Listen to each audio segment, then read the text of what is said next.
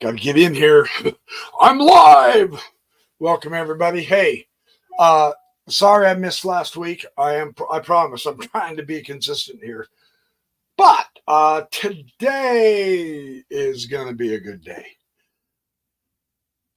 I've been playing through some chess games and it's so interesting how even the Grandmasters, if you don't follow basic rules, no joke, you get defeated. Especially if the other one is following the basic rules. You will get defeated. So, I mean, this is, hey, Stars, welcome. Thank you for coming on and saying hi. Good deal. Now, I've got two games to show you on the Grandmaster level. This is no kidding. These guys are out there. And yet, when one doesn't follow, you can never forget the basics. That's what I'm going to talk about. And this is so important to do because the basics are the brick, the foundation of the building. Without those, you can't play good chess. That's a fact. And it's not just us. It's not just us. It is on the Grandmaster level. If they ignore basics, they lose. And let me show you what I mean. And this is such a, this is John Noon, and Sokolov is his opponent. Noon is playing the white. Sokolov is playing the black. Both of these guys are absolutely incredible chess players.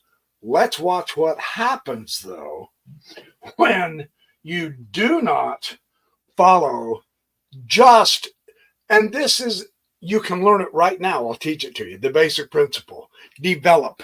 See, this says fight or die. This is the t-shirt right there. Yeah, baby. Yeah, the zombie apocalypse or whatever the hell that series was called. Fight or die. Well, this could be develop or die. Develop your whole army or pay the price. And it's so simple that so many of us just don't even bother. That we just say, wow, you know, we don't have to develop. We're good enough. I can do this anyway. No, you cannot. Especially if your other opponent is developing. Really, truly. The Walking Dead, yes, thank you. I watched this series for many, many, many episodes. And this guy, of course, he's the main hero. He was a stud. I loved how he shot his crossbow, you know. Pretty gory series, though, I'm just saying. So we are going to see The Walking Dead today in this game. And it is so interesting because these guys, Noon and Sokolov, neither one of these guys are going to miss out on the basics, and yet Sokolov does. So let's see what he does. Oh, he's going to come to c5. So, and this is a good Sicilian defense. He's going to bop the knight out. Now, here, Sokolov comes to the e6. Now, this will prepare him to fight for the center, which is genuinely another basic that you really need to implement in every one of our games. Fight for the center. This will enable him to press the pawn to put pressure on the center. But the other thing that just this simple e6 pawn move does is it gives him a chance to bring his knight, his bishop, and his knight out to castle. Or his knight can come to e7 or the bishop out further. You don't want to put the bishop here because you're blocking your own pawn. In openings, you do want your pawns to push out, unless, of course, you have a plan where you're going to immediately move that bishop twice in the opening, which, as a general rule, is a no-no. So this is a very good preparatory move. It's not wrong. And he could have gone here, although he would have lost the pawn. So, you know, you want to watch that too. It would induce white to move his knight several times, which could affect the development, right? So, I mean, there's a trillion strategies. This basic strategy is what this game is all about.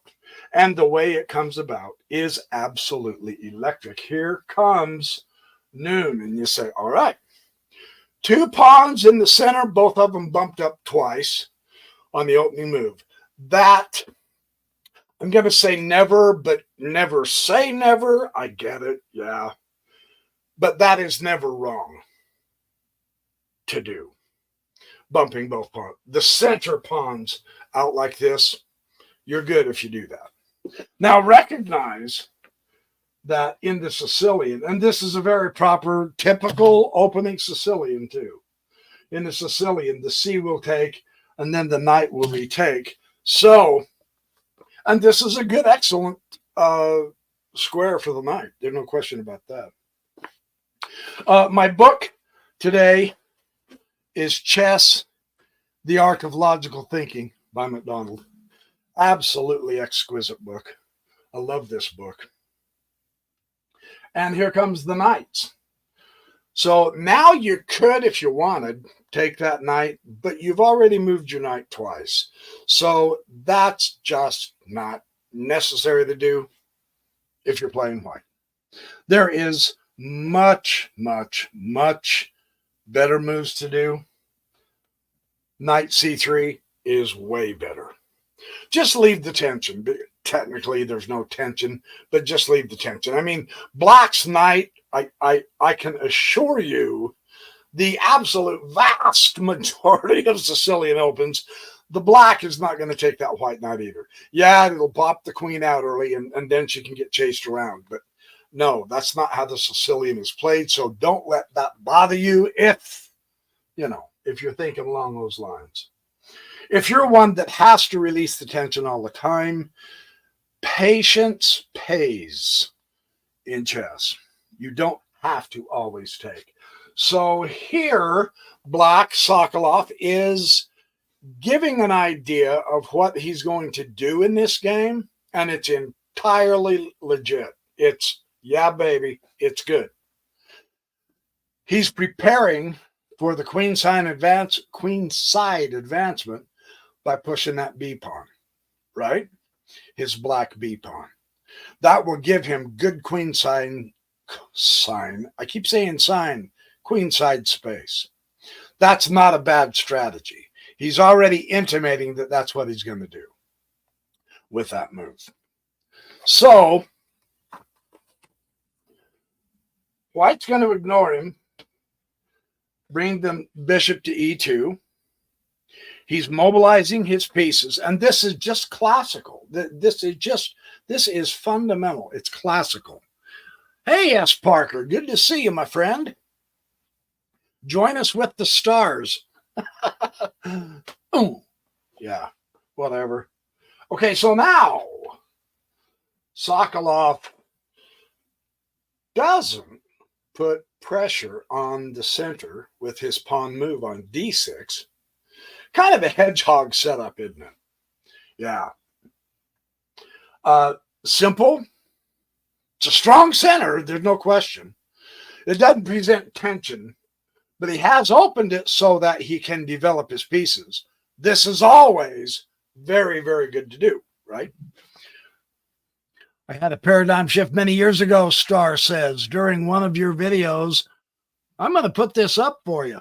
I had a paradigm shift many years ago during one of your videos, went on to win like 30 games in a row. Yeah. And it left my mind overnight. I haven't gotten this way of reading the board back since. Wild. Okay, well, just keep watching.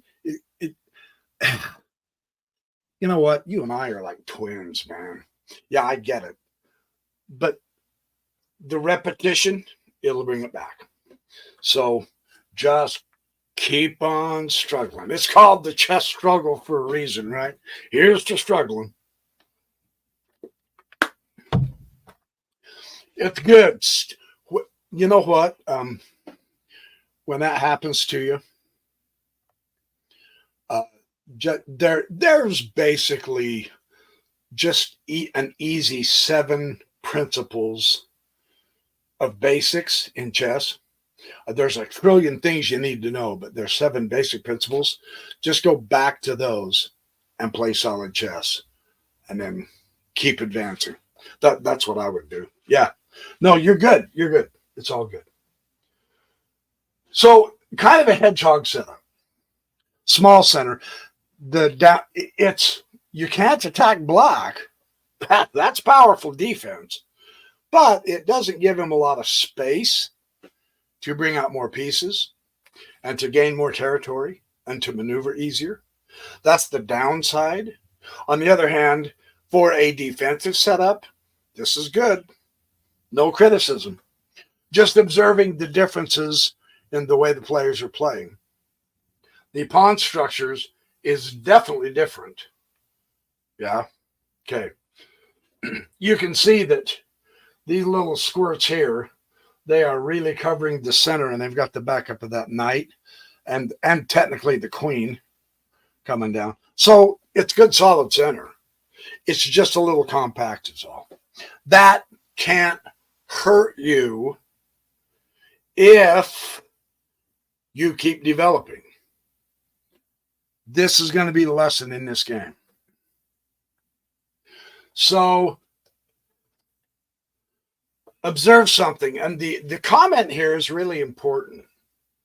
It's only been 7 moves. And John Noon has already got all of his minor pieces developed in just 7 moves. This is how you want to do it. This is the way to play. Yeah. And we will see the effects of this for the rest of this game. And we're only on move 7. This is what's so amazing about when you get a basic idea, a basic principle, and you systematically, just every game you play, follow it. It really does make an impact for your game, which is really cool. So the queen is going to develop. Now, this does give help on the queen side for Sokolov. Now the file is a partial open file. And technically, yeah, you say, well, the queen's on the open file. You're right. The queen isn't meant for the open file permanently through the game, but the thrust of this is going to be on the queen side. And now when he starts pushing the B pawn and the A pawn, he's got the rook already behind the A pawn. And then he can bop his bishops out. That could be a really good queenside development for Sokolov. That seems to be what he's attempting to do. So, in response to this, Nunn pushes F4. So, really, truly, when you are playing white and you push this, what is your plan? If you're playing black, what would you think? Yeah, what would you think if you were playing black? My first instinct is he's coming kingside attack. Not he's going to play the kingside. He is going to attack the kingside, and he's going to try to do it quick. Why? 1, 2, 3, 4, and every one of them are the minor pieces. Classic chess strategy. No tactics yet. When you play the strategy, I'm going to say accurately, but that's not quite right. Who's to say what's not accurate, right? But when you play the basic like this, the tactics will automatically show up. Why? Because you've got more space. You can put your pieces on better squares, coordinating all of your pieces. And that's what it's like magic. The tactics will just show up, right? Black, on the other hand, is behind in development. And this is only temporary. So, don't get all excited. The key, if you get ahead in development like this, truly, the key is begin to start attacking. Prepare to attack at the earliest moment possible. With this understanding, it is ideally best to bring your whole army into this. Hey, the more people you have, you're not going to put your defensive football team out there on the field with only 3 of them. Yeah, you're just not going to do that. You get the whole group out there as soon as possible. Then you begin. So this appears, when he pushes F4, there's your signal. You're going to have to realize, okay, now, in a way, it's not a crisis yet. You do have a compact defense. You're not attackable just yet. There's no weaknesses, technically speaking, other than he's behind in development. And the reason he is because he's made an extra pawn move, and now he's moved his queen. He still can't even begin to think about castling.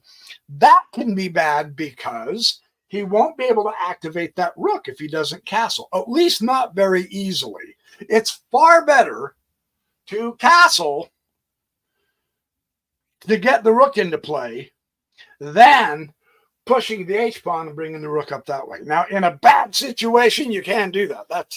I've played games that way, and I've seen games played that way.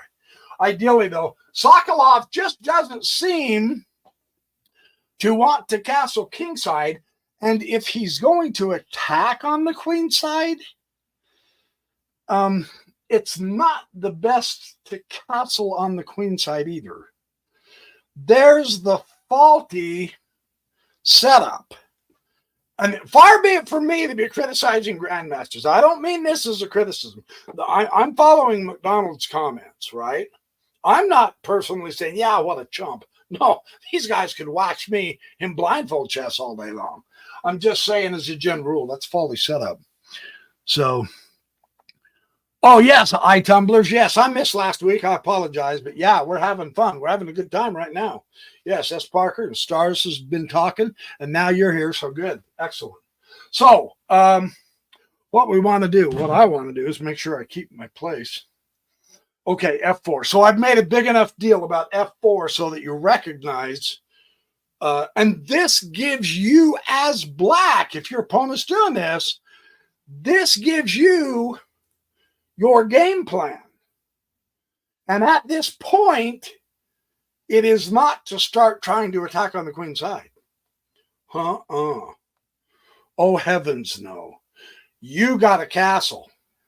Now you have to begin to realize he's giving the game away. Pay attention. Okay? I've said enough. And the reason I'm emphasizing this is because of what Sokolov does. Knight A5? Now, there's not a question mark on this move. Okay, this is the second knight move. This is the second knight move. He is not very well developed. You can't attack with just 2 pieces, the queen and the knight, in the opening. Now, middle game, sometimes you can get away with it. Depends on what your opponent did. You're playing John Noon. You're not going to attack him with just the knight and the queen. It just doesn't work that way.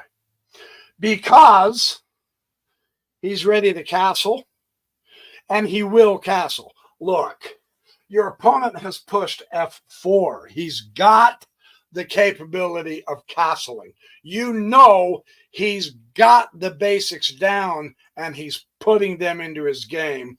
White is going to castle. Okay?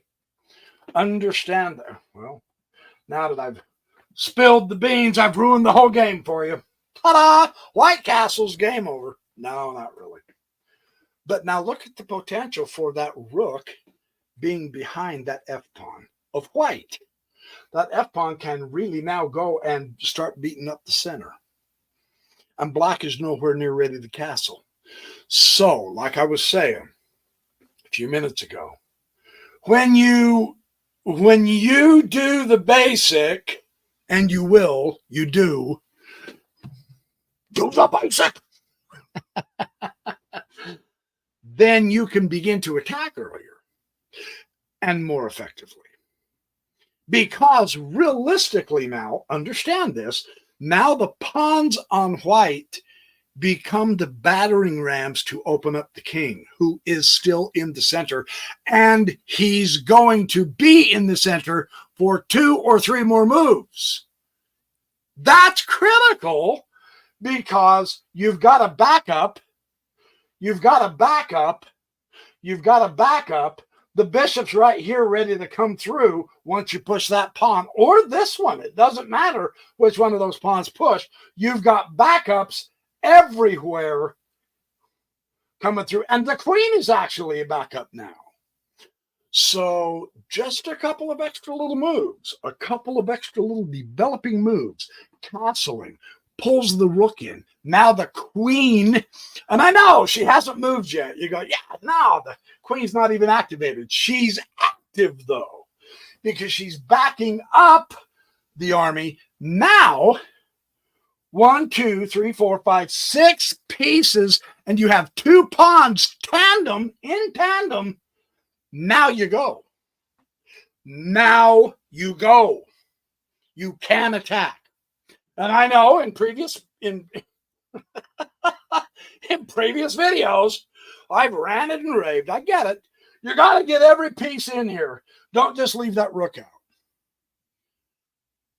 Just recognize at this point, your firepower is absolutely supreme here compared to the black. So now, go. Start wrecking black. Yeah. This is a really critical point. And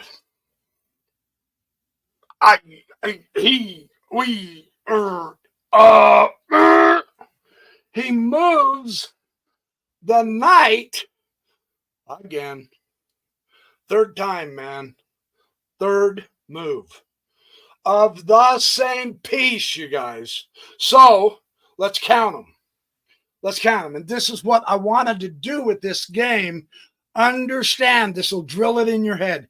Count the extra wasted moves of black. 1, the pawn. 2, the queen. And you say, well, just hold on. 3, 4. 4 wasted moves, you guys. The queen, let me take that back. 3, okay, let's just do the pawn and the 2 knight moves. 3 wasted moves in the opening. What do you see? Count. 1, that's a developed piece, you guys. Castling, especially with the F-pawn pushed. Yeah. You've got 1, 2, 3, 4, 5, 6. She's exerting pressure. I know she hasn't moved. I'm going to counter because she's exerting pressure here. For real. That's not an if. And he's got 2. Look, you put 6 soccer players out on the field, and your opponent's team only puts 2. Have a happy time going and getting the gold medal, because you will go get the gold medal. Corny analogy, but it fits. This is seriously defective chess on Sokolov. And it's Sokolov. I'm not trying to criticize the man. I'm just following I'm following the comments. Oh, Debbie Donovan. Yes, Saturday Jess. Hey, Tyranite 8888. Yes, thank you. I'm going to post your comment. There you go.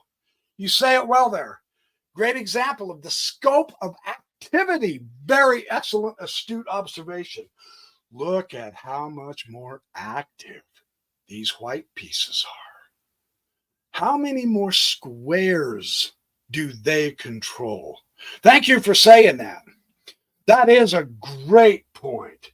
How many more squares are these guys controlling? Seriously.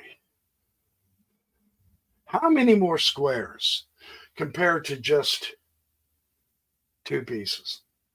Now, granted, the Black Knight is in the white territory. Okay. But again, you can't win a chess game with just 1 piece. There's nothing backing him up except a queen. And isn't that ironic? And here's another irony. There's nothing backing her up except a queen. The most powerful piece on the board, and you're going, wait a minute, dude. No, exactly, Parker. Yes, sir. I'll put your comment up too. This is really important. This is the basic that made me want to show you this game, because it's Sokolov. I don't get why he played this way. You can't play this way and win. You just can't. There's no way. Sokolov already has a lost game. Do you realize that? That's how serious. We are in the 9th move and the game's over. Literally, truly. I am not even kidding. When you're this far developed, here's the crazy thing about this, and we will witness this. You can actually sacrifice a piece. You've got the power. You can even sacrifice a piece to mess up his position and still win. Down material. That's the importance of the development. I'm just saying. So let's see what happens.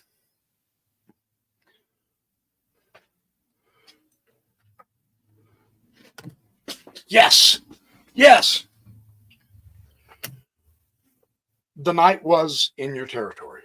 Now, don't kid yourself. The knight is a tricky piece. You know, knight forks suck. We've all had them given to us, but we really feel good when we can throw them on our opponent.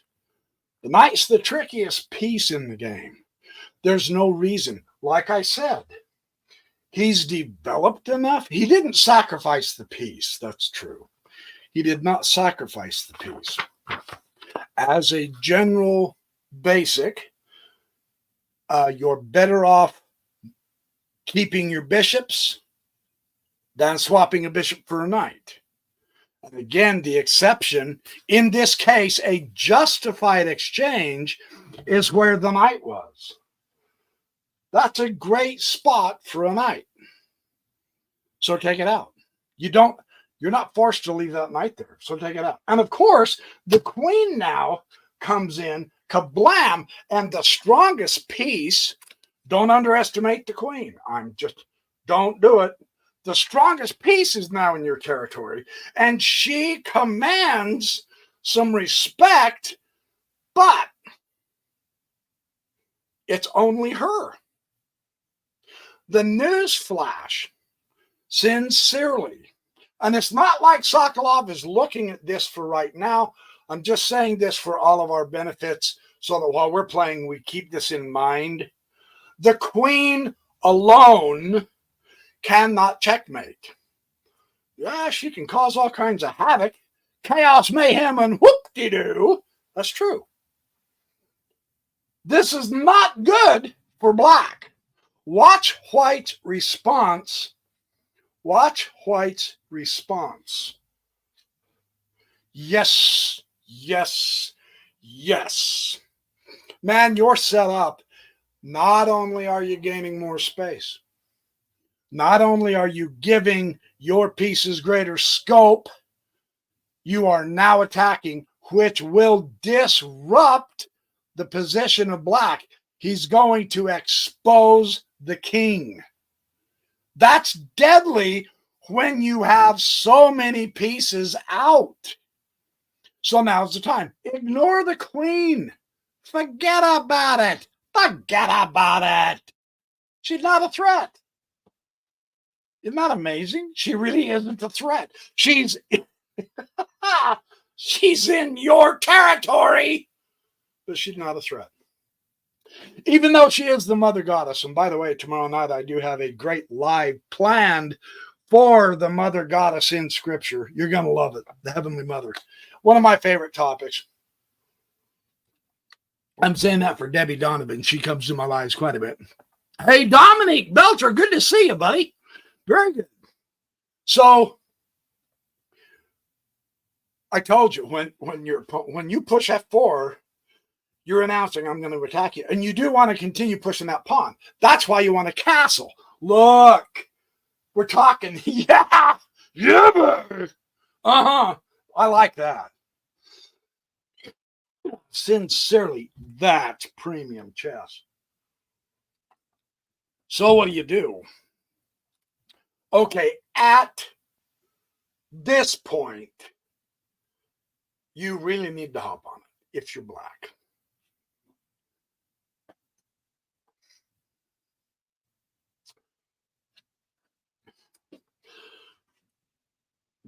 Just don't yell at him. You should have done that 4 moves ago. But he couldn't have because he wasted those moves. Here's the effect. Here is the effect. You wasted your moves with the knight and the pawns. That should have been your second, third, or fourth move, man. You still can't castle, and you are under attack. Right now, you're had. You're in trouble. Sokolov sees this. He's realizing, oh, man. And what did it accomplish? And this will be the case for, I'm going to say, I don't have any statistics to back me up, but 90% of the time. Shall I go 90? Can I go as high as 95? I wouldn't feel uncomfortable saying that, but 90% of the time, if you're going to boink, boink, boink, if you're going to mess around with just one piece uselessly, what did it do? What did it accomplish? You lost 2 moves. And all that happened is it got exchanged. So yeah, I've got both bishops. Look at the board. You've got both bishops. So what? The board is not open. Look at this stuff in the middle of the board. Those bishops have no influence. That pawn's stopping him. Over here, you can't. What are you going to do? Go to here or here? You can't do anything. What are you going to do? You got both bishops. So what? They're useless because you wasted 3 moves. Now, I'm emphasizing this because that's what impressed me about this game. You wasted so much time. Even your pieces aren't effective. The advantage, 2 bishops to 1 bishop and 1 knight, is very real if you can make sure to exchange the central pawns and exchange enough pieces that the board is open. This board is not open, but it is set up for the knights, and they're in the game. The knight is his enemy, his own man. He's stopping him from castling. Okay, I've made a big deal about that. But this is what makes it fun. You got, as you explore it in depth, it comes. Oh, thank you, Debbie. Yeah, mine too. Yeah, good. I'm happy to do so. Absolutely. So now this now, really truly, bishop e7. And now, oh, crap. Oh, and observe. The queen is backing up the knight, but the bishop's got that covered, so the queen doesn't need to be. Put her out far more. Look at this. Look at this. That's an attack, but look at this also. Very interesting. That's a great move. Get her more active. And more active, putting your pieces closer to the opponent king is activating your pieces more active. You can see the difference in the position. You know, if you get to this point and you go, all right, now look, I've got my pieces out. My minor pieces are out. Yeah, okay, good. My pawns are making good progress. I've got them backed up with the rook, so I'm doing okay. What do I do now? You notice what Nunn didn't do. He didn't take the pawn yet. He went ahead and put another piece in a more active position. Pawns are good, but pieces cover so much more. They're more powerful. So that is what you would want to do. So cool little lesson there, right? Well, what do I do now? Yeah, all right. Yeah, okay, I did what the BYP said. I've got my pieces out. I've developed, I've got better space and all that, but now what do I do? Keep emphasizing, keep moving your pieces closer to the opponent's king. Activate them. Yeah, this is good stuff, man. It is hard for black to respond to threats. Hey, Josh Thompson, good to see you, my friend. I'm going to put your comment up here, Tyrannid. It's hard for black to respond to threats. Thank you for bringing that up. Because of why? You say, come on, that's basic. So what? Tell me. Why is it so hard for black to respond to threats now? And they're coming. They're here. They're here. The attack is happening. What do you think? Why is that statement at this point so very true? Remember, he's got a hedgehog. I'll give you a hint. He's got a hedgehog formation, and that's a good defense, right? But is that enough? Glavy sup, my brother. Good to see you, my friend. Dominique Belcher says underdeveloped. Yeah. His pieces can't even fight back. They're still on their home squares. Look at that. He's got 1, 2, 3, 4 pieces. Pieces. Now, these are the strong guys. Look, you know this, I know. It's my teaching moment. If that bishop was there, look how much stronger it is than on its home square. He's hitting the back of the chain. I get it. The queen's covering it. That's not the issue. The issue is his influence here is so vastly much better than here. Honest. What if this rook were there? It's vastly better there. And it's only 2 squares. It doesn't matter. Look at the influence and the power here, comparatively speaking. But he's like this. He can't defend. It's a good point. Thank you. Very good idea. So, now we've got issues. Queen comes out. Oh, okay. Do you like that move or not? H5. What do you think?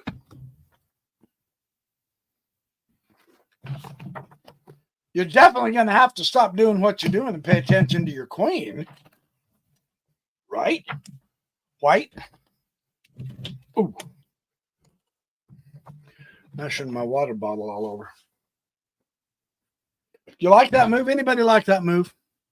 Dominic says the rook is in trouble. Dominic doesn't like this at all. Well, I'm going to side with Dominic. It's really about... You can't make this. This is Sokolov we're talking about.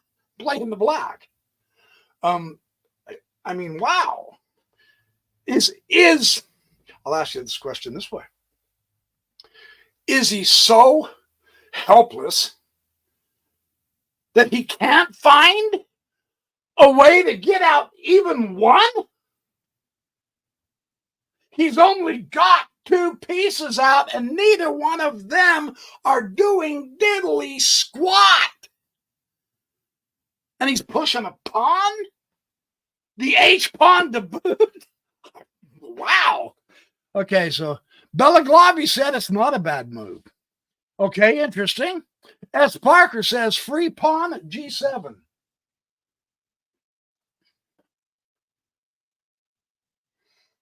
Yeah, I mean, what's to stop the queen from taking that G7 pawn?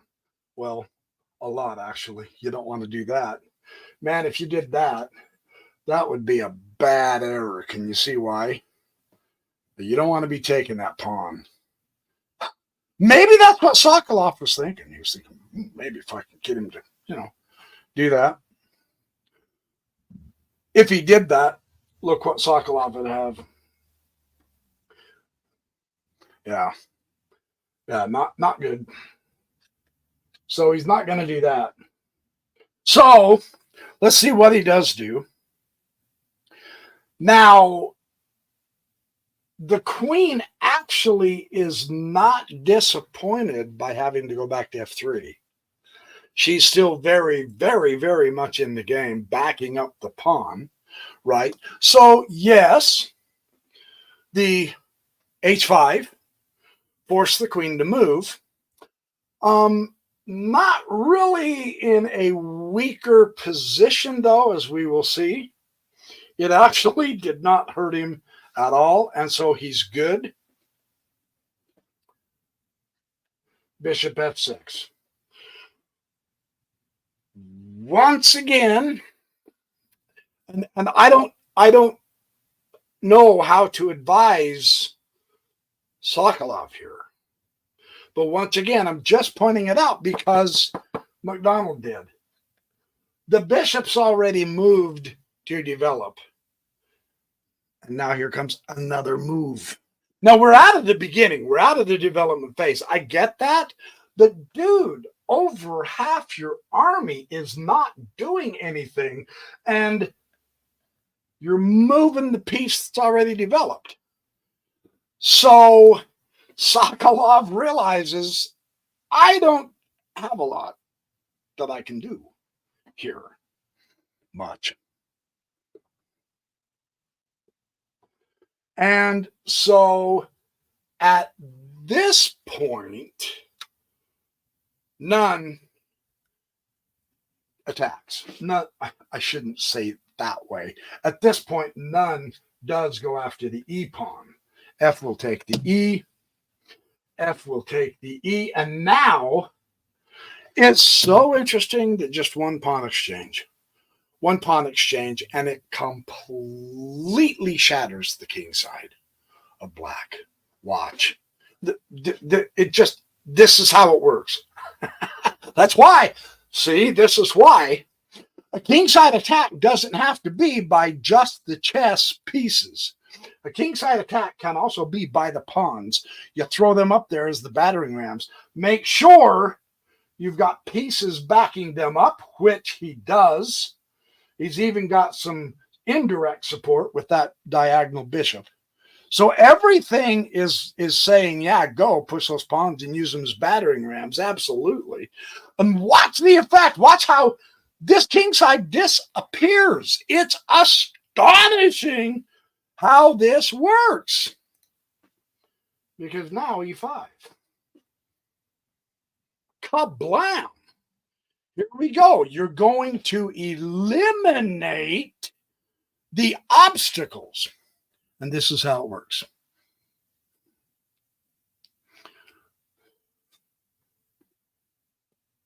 So D will take the E5. And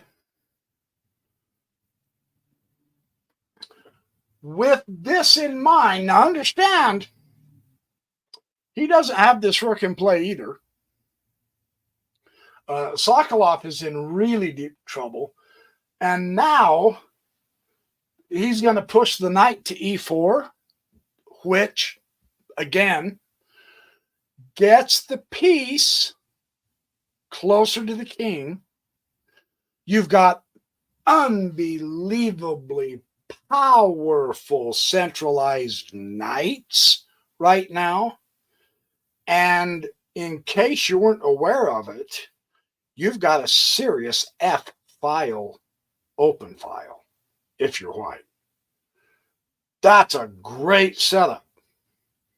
Yeah, this is really amazing. Queen is going to come back to C7. Isn't it interesting? How many plays? She's been here for how many moves? 3, 4, 5. Didn't do a thing. In the meantime, none on the king's side, because of his superb development, was able to get something done. He's changed the character of the cover of the king. Now there's weaknesses all over here he can attack, either squares or pieces. This gets interesting because now he can put his queen right back on that G file. So you got a rook on the F file. You got a queen on the G file. What do you do? What do you do? This is a very, very powerful little move. Notice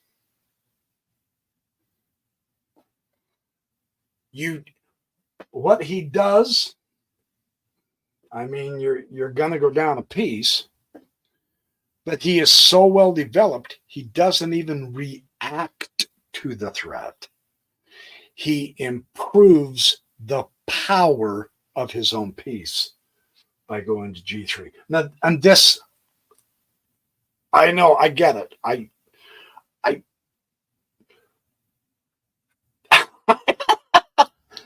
This is why I love the game, because I don't know if I would have left that knight there. I'm not even kidding. I hate to go down material. With the position so good, though, you don't have to worry as much. No, you gotta keep the pressure on, but you don't have to worry so much about material after all. Knight E7. Finally! Ta-da! 17th move! And now he can castle. On the 17th move, he finally cleared the place. Woohoo! I'll drink to that. That's pure Everclear. Water, that is. Hey, come on, Costco, the Kirtland brand. It's good stuff, you know. Their meats are decent, too. Kirtland bacon is good. I don't know if it's as good as Falls brand. Falls brand has always been my favorite, but I have had the Kirtland, and they're good. It's fun to get their pork butt and smoke it in the smoker, just for those of you who like to smoke meat. Okay, back to reality here. Let's quit talking food. My stomach's growling already. See, he does have to cover the G. He does have to cover the G6 square. That's what he's doing. He's coming here to cover the G6 because the queen here, and now you're in deep trouble because now you've got another open file. You see that? So he's not doing that to castle. He's not going to get castled. He's doing that to cover the G6, right? Exactly, Parker. Masters don't always react. That's why they're masters. And that's another really cool little lesson for us to do. And there are times when you have to react, true, right? On the other hand, if you start reacting, you lose the initiative. Right? That's the other advantage of being better developed too. Is you have a much better. You're calling the shots. You make the moves you want to do, and you're making him react to you, and that's what we're seeing here because of his excellent development. So thank you for that comment. Very good point. And now here we go. Full army in.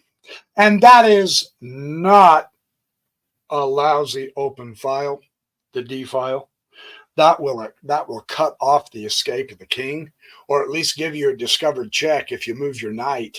If you get the king to move on to that D file, the black king, then you move your knight and you get a discovered check, and that's a deadly tactic. That can crucify your game right now immediately.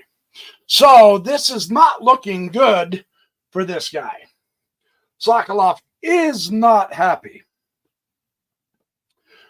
And he's going to try more.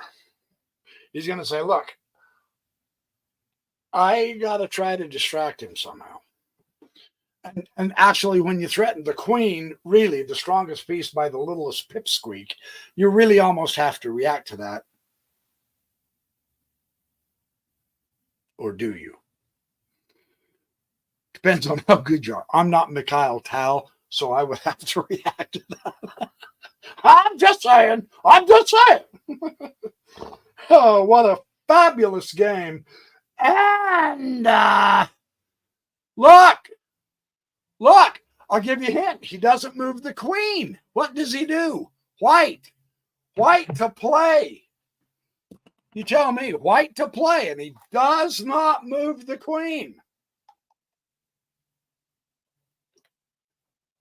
Talk to me, you awesome chess players.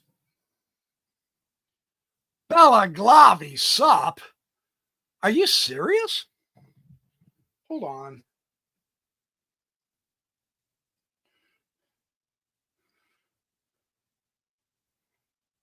Knight takes f6. Dude, if you do that, it's just going to lose the knight. Why would you do knight f6? That is, in fact, what he did. Good call, Belaglavi. Look at this, you guys. He has so much wonderful power. He has such good development that he can afford to start exchanging because it eliminates the cover for the king. And his queen is superbly placed, and his rooks, the heavy pieces, boom, boom, boom. Yeah, look at those guys. The only two open files in the game, and who owns it? Who owns it? That's right. The white pieces. Why? Because he got developed. There's the lesson. We are now seeing the consequences of his fabulous development. Go ahead and retire, Black. You're not going to win this game. No, you're not even going to get a draw out of this. No. Very good. Well, G will take. And now, for the grand finale. No, I'm kidding. He had to do that because his knight and queen is going to hang otherwise. Yeah, like tumblers. Isn't that fun? That's cool. Queen right here. Notice he did an intermezzo move, an intermediate move. He didn't immediately move his queen out of danger. He went ahead and did check, and that, which eliminated a pawn, the f6. That's why Belaglavi said knight takes f6, very appropriately so. Good eye, Belaglavi. Yeah, and now look, there's one less piece guarding the king. The king is going to be a nude shortly. He's in trouble. Rook f8. Rook f8. You've got the rook on the file. Go right ahead and use him. Kablam. Now, you took the pawn with the rook, which again, to re-emphasize over and over, he is blowing out the king side. Do you see a king side on the black? Uh-uh. And it all started with that little pawn F push to eliminate the whole doggone thing. That's astonishing. So, of course, the rook's going to take the rook. Yeah. And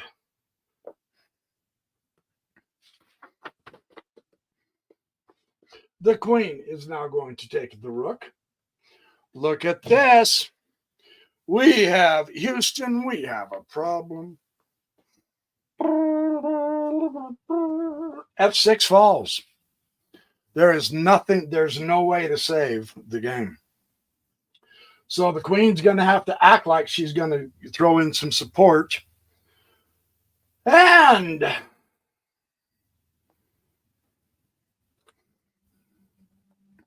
he pins the knight, right? Because you don't want to let that queen down here, right? So it pins the knight. What do? Well, you've got to guard the knight because you're in trouble, right? No, you're not in trouble, though. Bishop G5. Oh, my goodness. What is none up to? Oh.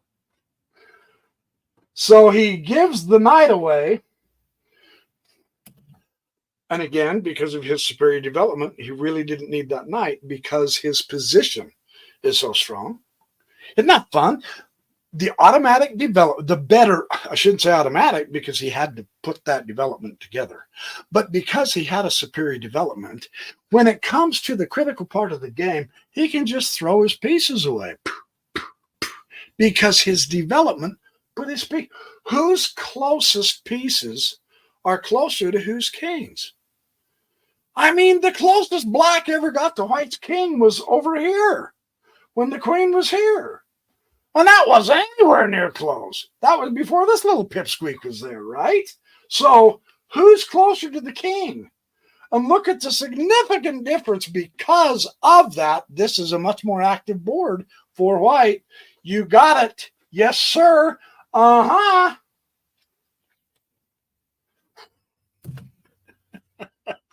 You got the file. Get rid of the pipsqueak. I believe it's here.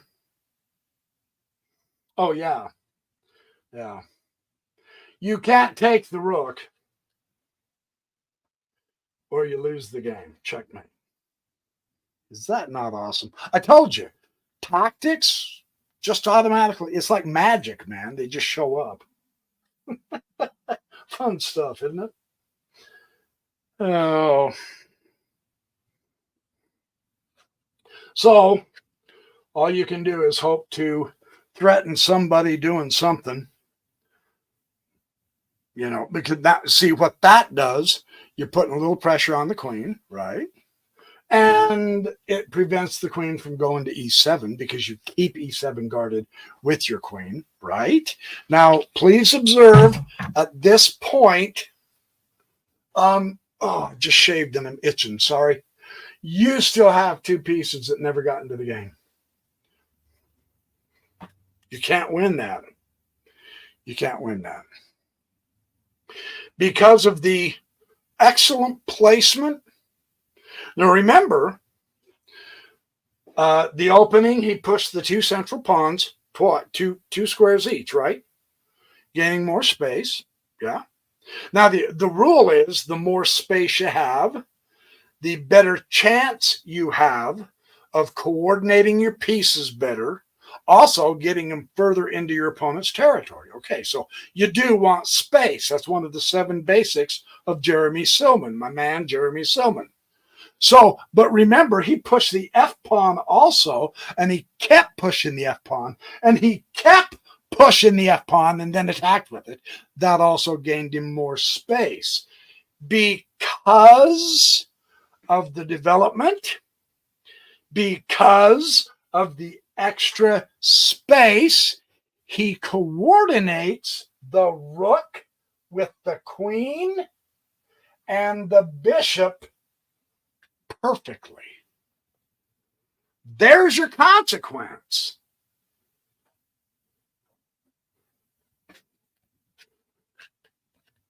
So take the 9.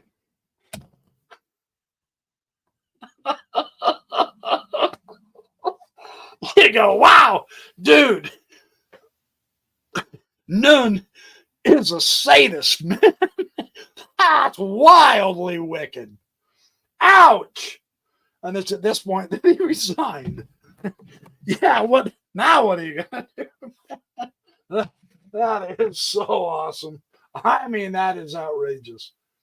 Wow, what do? You can't leave that square unguarded. I suppose if you wanted to, you could do this for whatever good it'd do. Oh, you could get your queen that way, right? You'd get a queen. Go check, and you'd have to take it, right? So he takes it, and then you drop the queen down, and the game's yours in a heartbeat. Anyway, fun stuff, man. No joke. That's fun stuff. Oh, hey. Yeah, I'm at an hour.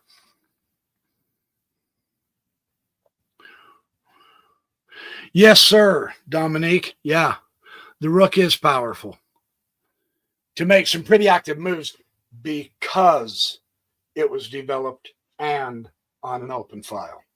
And that's the key. Now, remember, I told you earlier when we were looking at the board, and I said, okay, black did have the 2 bishop advantage, but there was nothing, there was no way to move the bishops because there was so much in the board. In the end game, that's why the bishops become more powerful, but so do the rooks. Because as stuff is changed off, see, now there's nothing in the middle of the board. It's wide open, and that's what gave that rook so much power on that file. Well, both rooks. On the F file, the rook was able to clear out that pawn and get the rooks off the board. So, yeah, in an open board, if you got the open file, that's why you do want to put your rooks in the game. And look, you're playing a rook down if you don't get him in the game. And I get it. The bishop on the home square. Now, sometimes the bishop can be powerful if you don't move it off its home square. But in this case, no. I mean, you can't win if you leave 2 pieces out of the game like that. This is just a great game to show that. I loved this game, you guys. This was really quite fun fun for me to show and fun for me to share with you. Hey, Malt Bite, how you doing? Oh man, I can't remember the board position. How about pawn takes rook? I didn't even see what I can't remember the board position. I'm sorry. I should have looked at your oh, hold on. I might be able to put it back together. Hold on. He's got a diagram here. Let me put this back on real quick for you.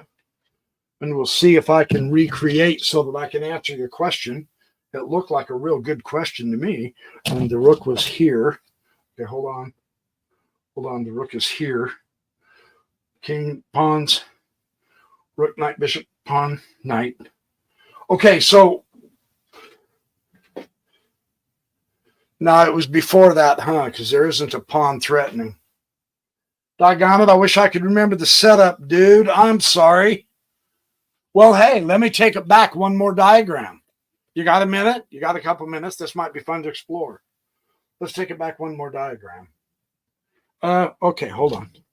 Back here, he had the rook, the queen, the knight was there. The queen was over here. He had a couple more pawns here. Let's see here. Pawn. Let's see. And the rook was back to here, and this other rook was back still on his open file. Oh, and the knight was in the center. Hold on. We might be able to get this. Hold on. We're closing in on it, Bubba. Okay, hold on. Oh no, the bishop wasn't there. The bishop was there. Yeah, you only had the one bishop. Pawn, pawn, pawn, pawn. Knight, rook, queen, bishop. Okay, so from this point, let's play through it again, and you let me know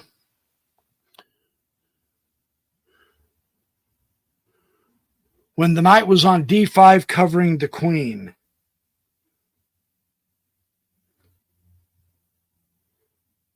Okay, hold on.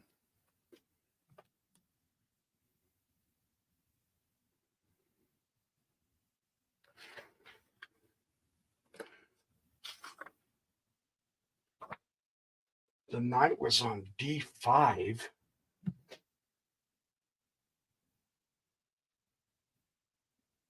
I'm still not far enough back in the game, am I? I'm not sure what you're talking about. Okay, hold on.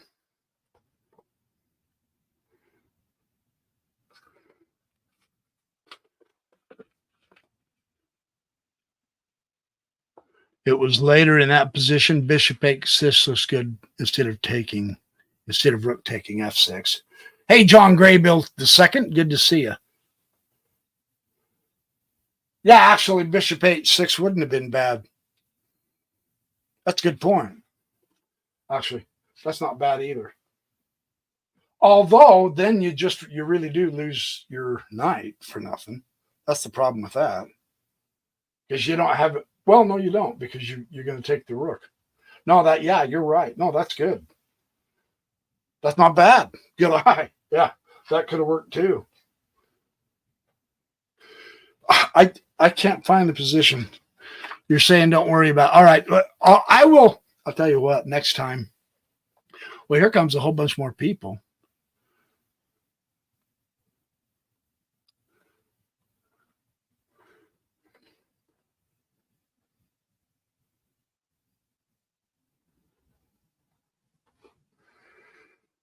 Hold on. I want to try to get to that. All right, I'll tell you what. There's a whole bunch of people that just showed up.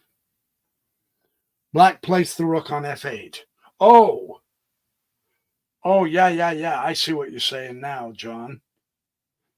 Yeah, the rook came to here, right? You're saying instead of that, bishop h6 looks good instead of rook taking h6 pawn. Yeah, but at that point, when he went to I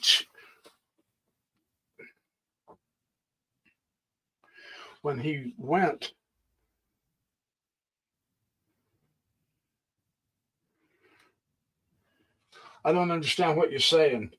From here, there is no bishop that can get h6. If it's black's turn, black goes to f8. I'm not trying to be dense, I promise. Right? Black placed the rook on f8. Okay, so the black placed the rook. Oh, I see what you're saying. Now put the bishop to h6. From there.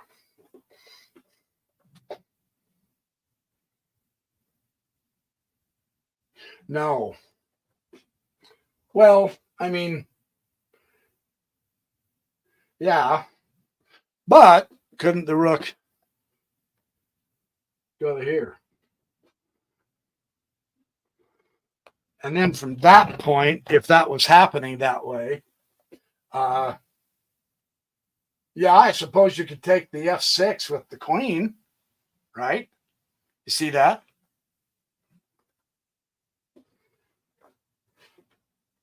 But now you really got to be careful for that rook being on that file. Yeah, I mean, you could, well, and then the problem is, yeah, now you got two pieces under attack. So if he did that, now he can take the knight. Oh, no, he can't. I mean, he can, but it won't matter. Yeah, that won't matter, because if he takes the knight, who cares? If he takes the knight, you've got this, because you're on the open file. Yeah, tough position. And now the problem is, with that, then the rook comes up here. And then I suppose he can block. Yeah, that's a tough position no matter what. That's a Lulu. Queen takes F6. Yeah. Yeah. That's one way to do it too. Anyway, okay, next week. Okay, now I know I've been doing the Archer Yusupov chess lessons, and I have not forgotten those, and I will continue doing those as I mess up my hair. Woohoo! I got to turn on my fan, man. Oh, now it's not plugged in. Stupid fan, anyway. So next week I will try really hard to. I just haven't found. I've got my books here somewhere. I've got them placed somewhere. I will find them. I know they're here close. I've just got so many stacks of books up. I'm trying to clear out some of my old math books and try to make myself more room for bookshelf space because I've got more books that are coming. I've been putting them upstairs. Yeah, you don't want to hear about all the BYP problems, but anyway. Hey, username. Queen F8 checkmate in 2 now.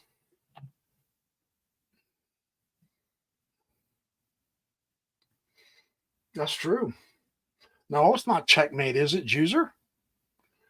Queen F8. Check. Right? Play with me. The rook will take it. The rook will take it. Oh, yeah. Oh, yeah. Oh, Juicer, I love you, man. You got such sharp eyes. Yeah, the bishop's pinned. Fabulous. Yeah, that's fun too. Good job. Good job. Okay, good to see you, Juicer. I haven't seen you for a while. Nice to always see all you guys. John Graybill, I haven't seen you for a while either. So, okay, next week I will get back to the wherever it's at. I've looked at all the other books too. I didn't put them back, and that's that's the downside of being a backyard professor. I should have put my books back right there in the bookcase, but I didn't. I keep piling crap. Oh, thank you, Debbie. Yeah, I love chess on Saturday mornings. Yeah, it's yeah. Reading about chess is helpful, but playing it's even better. Yeah. So anyway, I will be back next Saturday morning, and we will get on to Artur Yusupov. If I remember right, we were going to do the opposition, the idea of king opposition. That is such an important concept, especially if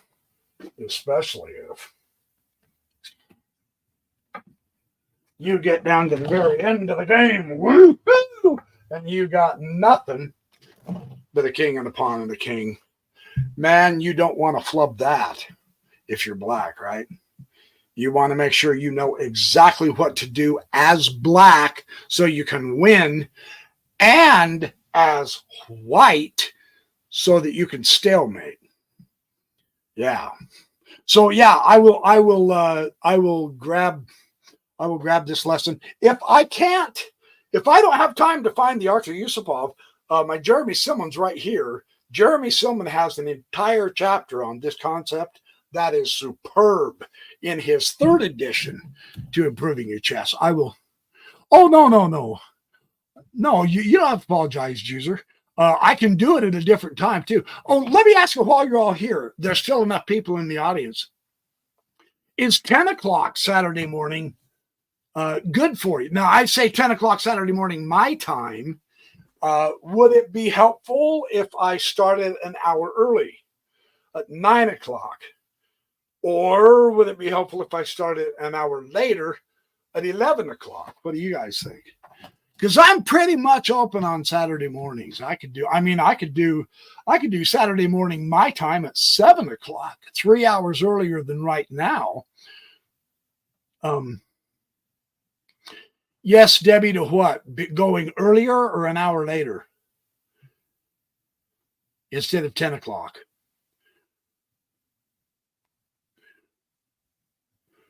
Oh, would they? Yeah. Okay. I'll tell you what, let's plan it right now. Someone else just jumped into the audience. So I'll make this quick announcement. Why don't I try to plan? Oh, you do like 10 a.m.? Okay, so why don't I try to, would it be helpful if I did 11 a.m., 1 hour later? What if I did the chess live at 11 on Saturday mornings? Let me know real quick. I can do that. Yeah, because I know you're all the way over across on the other side of the world, Juicer. So your time is really, you sleep in Saturdays? Debbie Donovan. You mean you're not up at 5 a.m. getting things done? I envy you.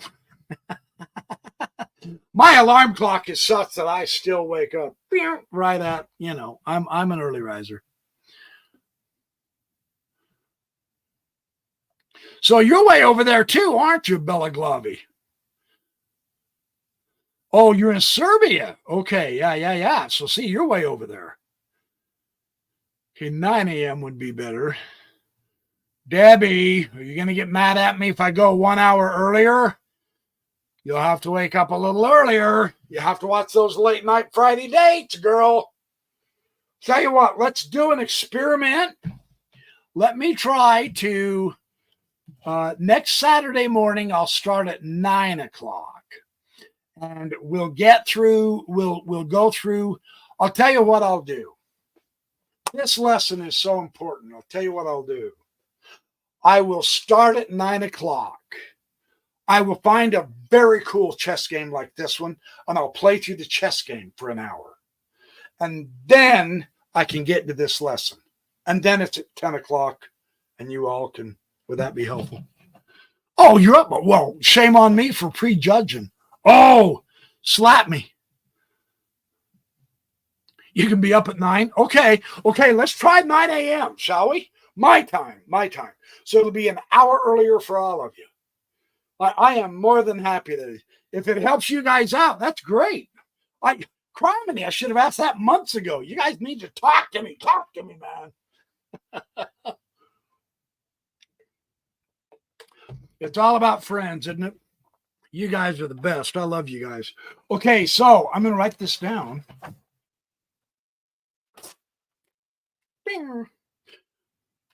Chess Live,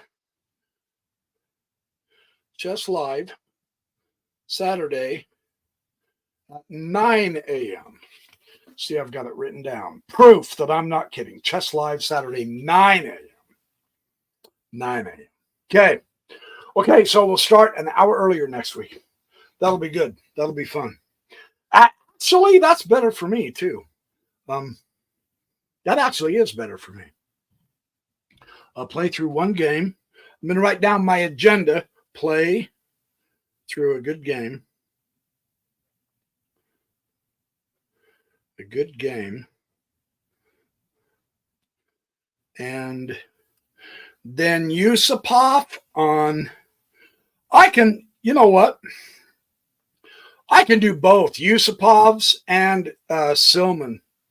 Yusupov, Silman on opposition. I mean, they both say the same information, but they both have some really cool different examples. For instance, there's one where, I mean, you have all kinds of, you have stuff like this. And Silman goes through a lot of this kind of ridiculous, silly crap. You have some like this, right? Now this, of course, if you're at this position and it's white to move, black will win, right? Now knock it off. That wasn't even cute. Okay, opposition. Yusupov and Silman. It's a date here next Saturday morning at 9 o'clock. My time. Hour earlier for everyone. Oh, sure, absolutely. Thank you, Bella Glavy. I so appreciate all you guys always coming and having fun with me. You used to work up at 3 a.m. for work. Oh, my gosh. Whew. I admire you for your perseverance, Deb. Okay, you guys. Yeah, you're very welcome, iTumblers. Absolutely. This is a joy. Absolutely, Dominique, you bet. I will plan on seeing all of you guys next week, and we'll have a longer, if that's okay with you guys, we'll have a longer session. I'll play through a game. because these games are so instructive too. And then we will take it step by step, slow and easy on the opposition, because there really is some spectacular things you must know about opposition, or you can throw an easy win away. So, okay, I love y'all, but I got to go. You guys have a good weekend for the rest of the weekend. And be safe, make friends, do well, smile, be happy. It's a great world. At least I hope for you guys. Okay, catch up to you soon.